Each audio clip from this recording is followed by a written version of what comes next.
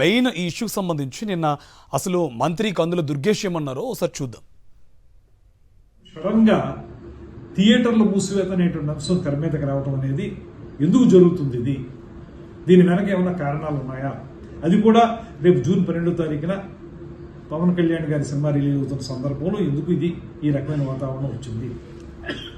అదే సందర్భంలో ఒకవేళ మీరు థియేటర్లు మూసివేయాలనేటువంటి నిర్ణయం తీసుకున్నట్లయితే ఆ నిర్ణయాన్ని అసలు మీరు ముందు ఎవరితో చర్చించి ఆ నిర్ణయానికి రావాలి, కానీ ఎకాయికి థియేటర్లు మూసివేత అనేటువంటి తీవ్రమైన నిర్ణయానికి రావడానికి మీకు దోహదం చేసినటువంటి కారణాలు ఏంటి? ఇవన్నీ తెలియాల్సిన అవసరం ఉంది కనుక ఈ విచారణ చేపట్టడం అనేటువంటిది కార్యక్రమాన్ని మేము తీసుకోవడం జరిగింది. ఇప్పుడు సడన్గా మొత్తంగా నెక్స్ట్ రిలీజ్ కాబోతున్నట్టు హరిహర వీరమల్లు సినిమా టైంలోనే థియేటర్లు బంద్కు పిలుపునివ్వడంతో పవన్ కళ్యాణ్ ఆగ్రహం వ్యక్తం చేసిన పరిస్థితి కనిపిస్తుంది.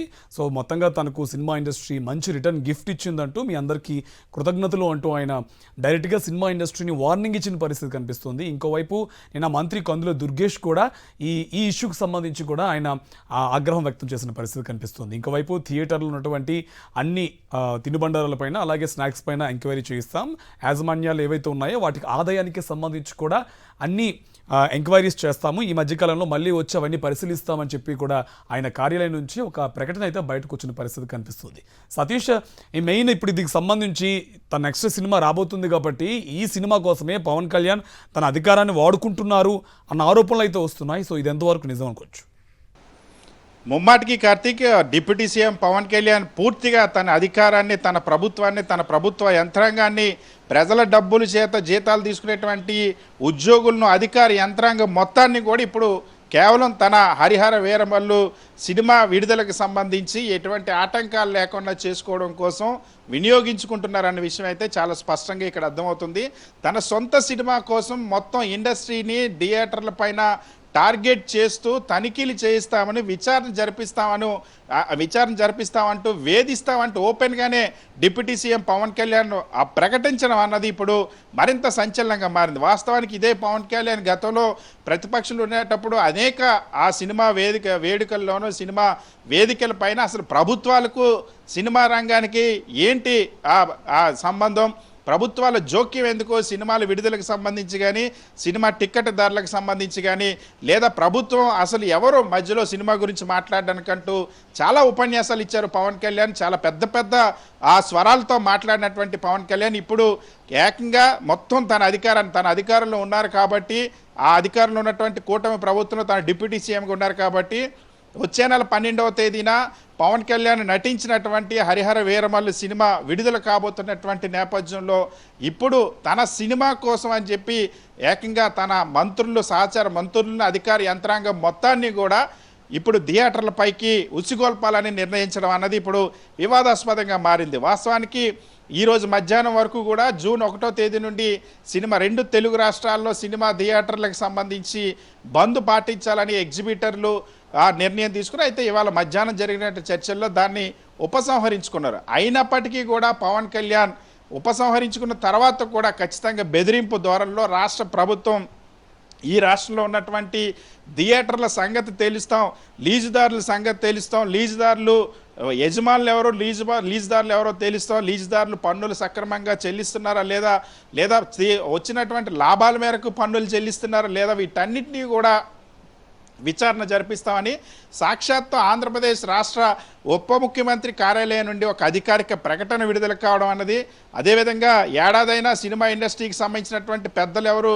ఎందుకు వచ్చి తమను కలలేదంటూ మాట్లాడినటువంటి సందర్భం, గతంలో సినిమా ఇండస్ట్రీ పెద్దలు వచ్చి ముఖ్యమంత్రిని కలవడం ఏంటి, చేతులు జోడించుకొని ఉండాలంటూ ప్రసంగాలు ఇచ్చినటువంటి ఇదే పవన్ కళ్యాణ్ మళ్ళీ ఇప్పుడు ఎందుకు సినిమా ఇండస్ట్రీ పెద్దలు వచ్చి మా ముఖ్యమంత్రిని కలవలేదు, మా ప్రభుత్వాన్ని కలవలేదంటూ మాట్లాడడం, ఈ ప్రకటన విడుదల చేయడం అనేది మరింత ఆశ్చర్యకరంగా ఉంది. ఇప్పుడు పవన్ కళ్యాణ్ ఇచ్చినటువంటి ఆదేశాల మేరకు ఆంధ్రప్రదేశ్ రాష్ట్రంలో తనకున్నటువంటి అధికారాన్ని, అధికార యంత్రాంగం మొత్తాన్ని వినియోగించి ఈ రాష్ట్రంలో ఉన్నటువంటి అన్ని థియేటర్లపైన తనిఖీలు చేయాలని, అక్కడ అమ్మేటువంటి స్నాక్స్, టికెట్ ధరలు, వాటి నాణ్యత, వీటన్నిటిపైన కూడా తనిఖీలు చేయాలని, ఎవరైతే లీజుదారులు ఉన్నారో వాళ్ళు పన్నులు చెల్లిస్తున్నారో వీటన్నిటిపైన కూడా విచారణ జరుపుతామని ప్రకటించడం. ఇది అంతా కేవలం హరిహర వీరమల్లు సినిమా కోసం మాత్రమే ఇదంతా చేయడం అనేది బహుశా ఇప్పటి వరకు ఆంధ్రప్రదేశ్ రాష్ట్ర చరిత్రలో ఈవెన్ చాలామంది సినిమా రంగానికి సంబంధించిన వాళ్ళు ప్రజాప్రతినిధులుగా ఉన్నప్పటికీ కూడా ఎవరు తమ సొంత సినిమాల కోసం ప్రభుత్వ యంత్రాంగాన్ని అధికార యంత్రాంగాన్ని ఈ విధంగా వినియోగించిన దాఖలాలు లేవు. పైగా ఇప్పుడు తను ఉన్నటువంటి సినిమా ఇండస్ట్రీని టార్గెట్ చేసి సినిమా ఇండస్ట్రీ పెద్దలను టార్గెట్ చేయడం కాకుండా థియేటర్ యజమానులు కూడా టార్గెట్ చేస్తూ నిర్ణయం తీసుకోవడం ఇది ఒక విధంగా బెదిరింపుగానే వార్నింగ్గానే భావిస్తూ ఉన్నారు. మరి దీనిపైన ఇండస్ట్రీ ఎలా రియాక్ట్ అవుతుందో చూడాల్సిన అవసరం ఉంది. ఇంకోవైపు సతీష్, ఇప్పుడు ఈ వార్నింగ్ ఒకటి పక్కన పెడితే దాంతో పాటుగా సినీ పరిశ్రమలో కొంతమంది ప్రొడ్యూసర్ని టార్గెట్ చేశారు పవన్ కళ్యాణ్ అనే క్వశ్చన్ అయితే బలంగా వినిపిస్తుంది. సో దాన్ని ఎలా చూడొచ్చు?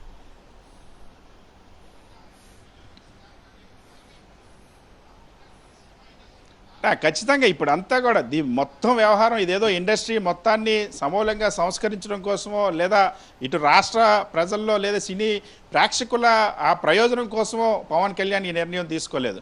ఈరోజు ఎవరైతే ఆ థియేటర్ల బంద్కు తన హరిహర వీరమల్లి సినిమా రిలీజ్ సందర్భంగా థియేటర్ల బంద్కి కారణమయ్యారో దానికి కారణం ఒక నలుగురు వ్యక్తులు మాత్రమే అన్నటువంటి అనుమానం పవన్ కళ్యాణ్ వ్యక్తం అయితే ఇండస్ట్రీలో ఉన్నటువంటి వ్యక్తి కాబట్టి కొంత డెప్త్గా కూడా తెలిసి ఉండొచ్చు. ఎవరైతే లీజ్దారులుగా ఉన్నారో ముఖ్యంగా చాలా ఎక్కువ థియేటర్లు అటు దిల్ రాజు దగ్గర కానీ అల్లు అరవింద్ కానీ అదేవిధంగా ఇటువంటి కొంత మైత్రి మూవీస్ కానీ ఇటువంటి సంస్థలు పెద్ద సంస్థలు ఏవైతే ఉన్నాయో వీళ్ళ చేతిలో చాలా వరకు థియేటర్లు కూడా ఉంటాయి. సో వాళ్ళని టార్గెట్ చేశారన్న విషయం అయితే అర్థమవుతుంది.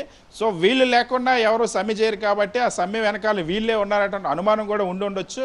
సో అది దానిపైన స్పష్టంగా చెప్పడం లేదు కానీ మంత్రి కందుల దుర్గేష్ అయితే ఒక నలుగురు ఉన్నట్టు తెలుస్తోంది, దానిపైన మేము విచారణ జరుపుతామంటూ కూడా అనడం. సో అందుకని ఇప్పుడు ఆ నలుగురు లీజుదారుల చేతుల్లో ఉన్నటువంటి థియేటర్లనే టార్గెట్ చేస్తూ ఆ లీజుదారుల చేతిలో థియేటర్లు ఇప్పుడు తనిఖీలు చేయబోతారన్న విషయం అయితే అర్థమవుతుంది చాలా స్పష్టంగా.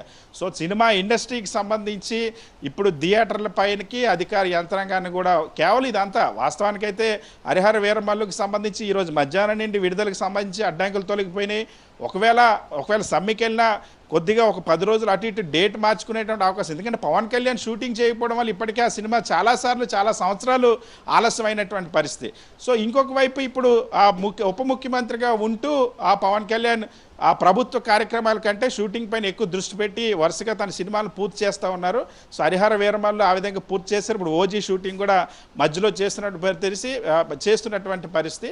సో ఈ నేపథ్యంలో పవన్ కళ్యాణ్ ఇప్పుడు కేవలం తన సినిమా రిలీజ్ కోసం హరిహర వీరమల్లు రిలీజ్ కోసం ఇప్పుడు మొత్తం ఒకవైపు ఇండస్ట్రీ పెద్దలను టార్గెట్ చేయడం, ఇంకోవైపు థియేటర్లు టార్గెట్ చేయడం అనేది మాత్రం వివాదాస్పదంగా మారింది. Karthik. Right, thank you Satish.